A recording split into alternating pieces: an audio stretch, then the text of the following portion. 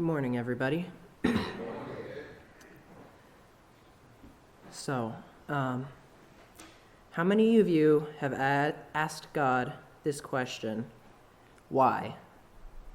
I'm willing to bet most of us have asked that at least some point in our lives.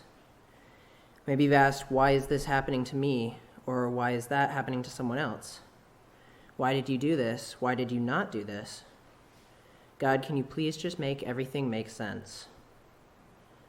I think this ecclesia has gone through a lot over the past year and even in the past few months. From the deaths to many health challenges to the countless people suffering with issues that aren't talked about openly.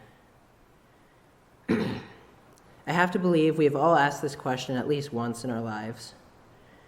We are all on our own journey with our own individual struggles, and some of us have gone through very hard trials and come out the other side.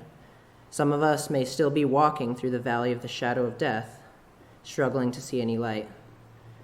Some of us are still young and inexperienced and with a lot of direct suffering. And some of us have experienced too much suffering for how young we are. The question of why is so hard because we may never get a direct answer. If you are a problem solver like me, then you try and find a way to rationalize it intellectually. There are all kinds of apologetic arguments that try to solve the problem of suffering. God is shaping our character is a common way of understanding it. I think that idea isn't necessarily completely wrong, but it tends to completely fall apart when in the thick of facing immense suffering personally. You might see God's plan and guidance changing you and shaping you when you come out the other side, but it never feels good to hear God is doing this to you to shape your character when going through immense suffering. Maybe there's something wrong with me. We bring this on ourselves and God is punishing us. That might also not be completely wrong, but there are often real consequences to our actions, and we do bring a lot of unnecessary suffering onto ourselves. But that's quite possibly the worst thing you can say to somebody going through suffering. You might also take the opposite route and say, this is all just meaningless, senseless, random suffering. Time and chance happens to them all, right? The sun rises on the just and then the unjust. It just so happened that the storm hit you and not your neighbor. This also isn't completely wrong, but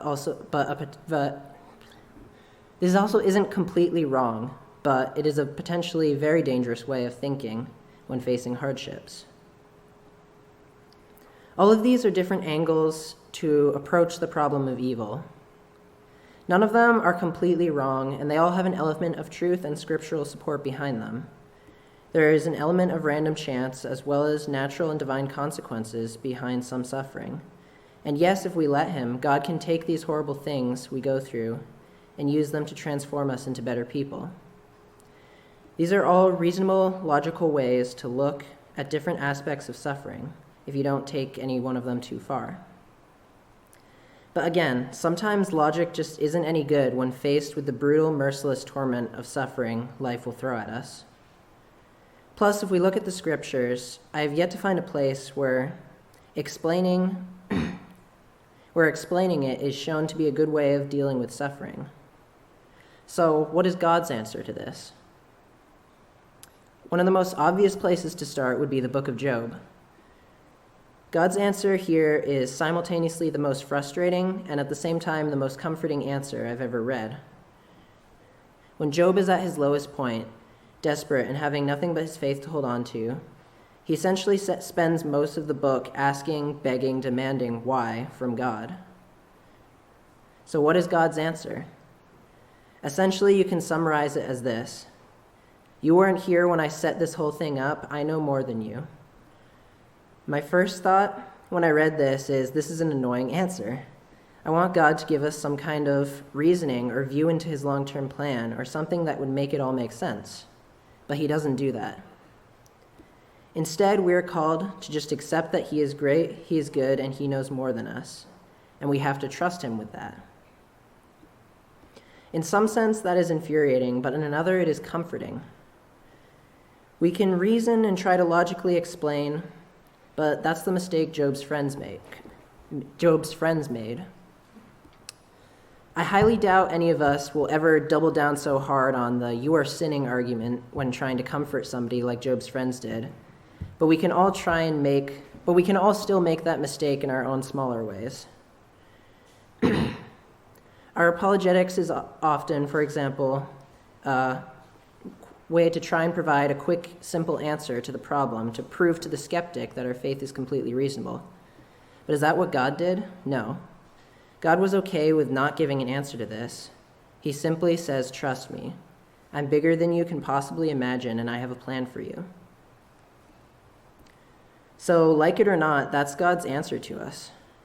But what are we supposed to do with that? It's comforting in some long-term ultimate sense, yes, but right now the pain is still here, the people are still gone, and the emptiness can still feel unbearable. While it's pretty rare these days, well, it's definitely possible. I think it's pretty rare these days for God to completely fix everything in this life like he did for Job. Even Job, who had everything miraculously restored, didn't get his kids back and won't until the kingdom. So despite the ultimate hope, we are still left to navigate our pain and questions in this life. If only we had a biblical example of a normal person dealing with great suffering and trials and how they dealt with things. What's that we do? Oh, right. There's this little guy named David. This might sound a little bit strange to say, but if you take a look at David's life, it doesn't really seem all that miraculous to me when compared to the rest of the Bible. There's no great bombastic Exodus-level miracles in his lifetime. A stone landed perfectly square in a giant's head, a battle won here, a narrow escape in a cave there. Not to mention, all of these events took place years and years apart from each other. So obviously, when looking at the big picture of things, it's clear that there's God's direction in David's life. But if you were in David's shoes, it would probably be easier than you would think to fall into our way of thinking. We have this miracles happened back then, but today is different attitude.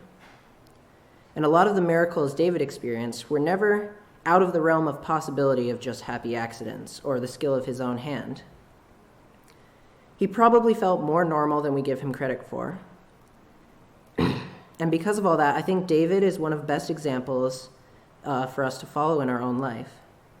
Because not only was his life more similar to ours, but he went through a lot of suffering and grief in his lifetime. When looked at moment by moment from his perspective, it would have been really hard to see God at work.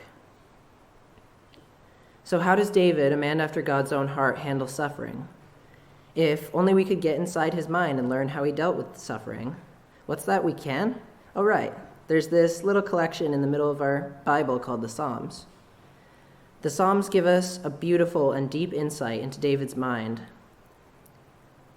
We don't get that from any other characters in the Bible. And I think that's for a reason. We read Psalms 22 and 23 this morning, and that's what I'm going to focus on because they are a beautiful representation of both the suffering that we all deal with or will deal with at some point, and the hope that we have in God. Right in the beginning of Psalms 22, we read, my God, why have you forsaken me? Why are you so far from saving me, so far from my cries of anguish? My God, I cry out by day, but you do not answer, by night, but you find no rest. I think sometimes we read this so many times that it tends to lose its power. So I'm just going to read that again. So really try and think about what David's saying here and what he's feeling. My God, why have you forsaken me? Why are you so far from me, from my cries of anguish? I cry out by day, but you do not answer. By night, but I find no rest. David is not holding anything back here. We don't know when this was written in his life, but it's clear that he was in a very dark place. So many of the Psalms reveal this bleak, dark hopelessness that he felt. Some people have said that maybe David dealt with depression, and I think that's not only plausible, but likely. going through the valley of the shadow of death, David is not afraid to tell God how he feels. So that is our first lesson from the life of David, and honestly, Job too.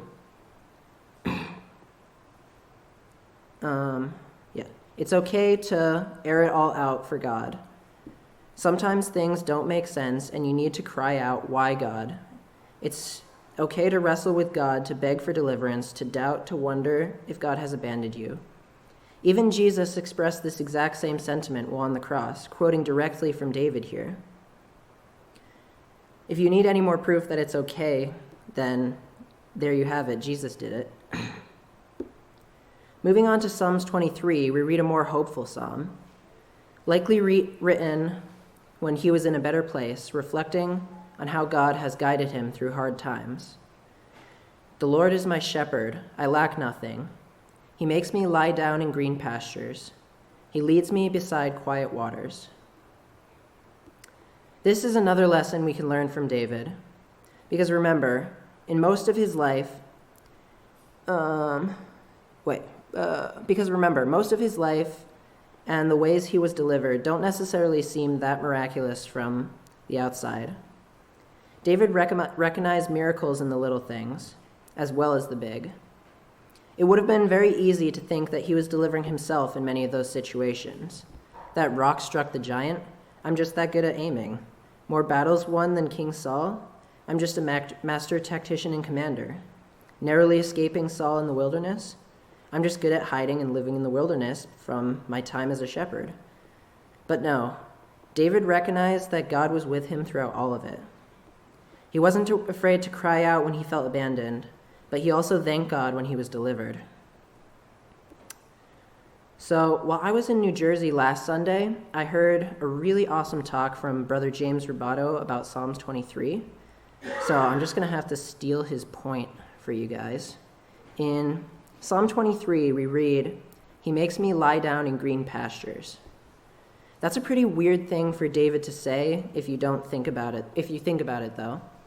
Because when you look at David's life, despite the clear guidance from God, it was anything but peaceful, bountiful life that green pastures seems to describe, right?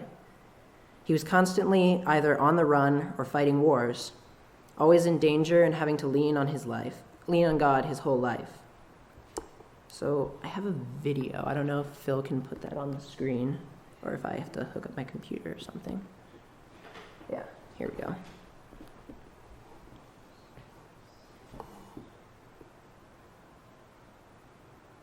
You can go ahead and play that.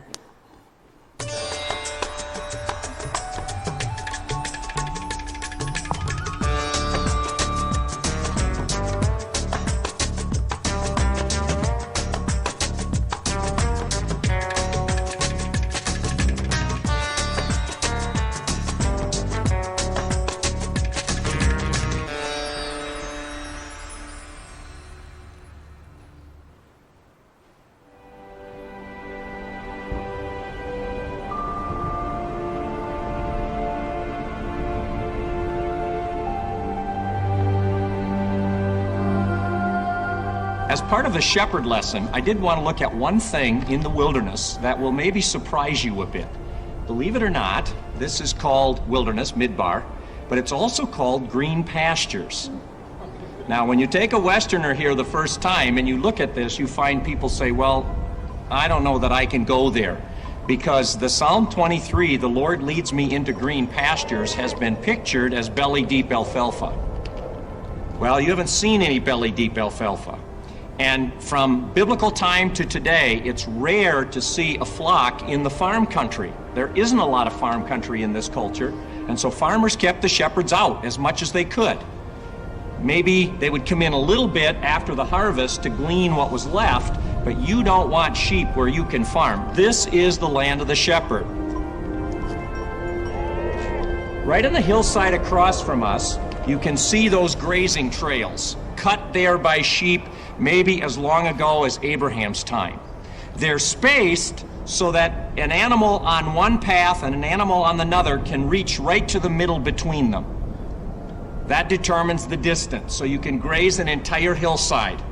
And the shepherds lead their sheep across that hillside slowly, grazing what's there. Now, you look at it from here and you say, what's there? In fact, I remember my first impression. I woke up one morning, I was sleeping out in the wilderness, and I remember waking up, watching a flock of sheep on a hillside like this, and my feeling was, what are those, rock-eating sheep? I mean, what do they eat? How can you call this green pastures? Well, the answer is, there's a small amount of moisture present here. They get a little bit of rain every year. Not much, but a little. Second, there is humidity in the air, especially in the evening breeze, like right now. You can feel it coming from the west off the Mediterranean. There's moisture in the air. That moisture, combination of the rain and the humidity, condenses or drips along the edge of these rocks here. And if you notice, right around the rocks, almost always next to the rocks, you get little tufts of green. Get one a moment. That's what we refer to as the green pastures.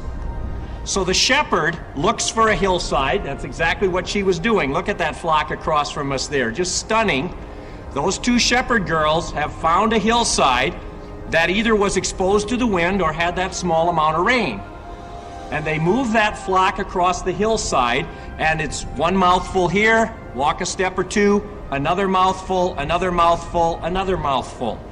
Now that changes the green pasture image a little bit, besides the picture changing radically. Green pastures are not everything you need for the rest of your life. If you make that belly deep alfalfa, then what God is saying, if you follow me, I'm going to plunk you down and you'll never have to move an inch the rest of your life. Just reach out and grab it. Tell me that your life with God has been like that. Worry, said one rabbi, is dealing with tomorrow's problems on today's pasture. In the desert, you learn the shepherd will get you what you need for right now. 10 minutes from now, you trust the shepherd. Just enough.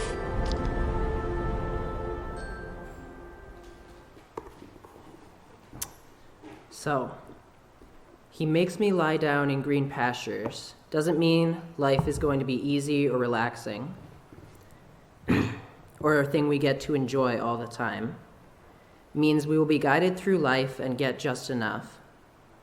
But it will be a rough country following the shepherd. There will be trials and suffering that seem unbearable. But the shepherd will always give us a way to get by.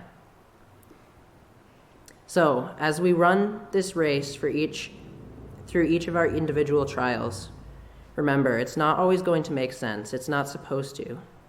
God's answer, just like the shepherd leading the sheep through rough wilderness, I know more than you, trust me. You'll get enough to get through this. Remember that David and all his trials were also similar to ours, and how sorry, my sentence doesn't make sense here. Okay, remember David and all his trials and how similar they were to ours, how he felt the same way we felt, and how he got through it. Remember to go to God with all your fears, anger, questions, and burdens, and lay it all out for him. He can carry the burdens for us and has a plan for us. Remember the Lord Jesus, who felt all the same things we felt, who carried the same burdens, and hold on to the hope for when we will have all things made perfect and all sorrow and sighing will flee away. Thank you.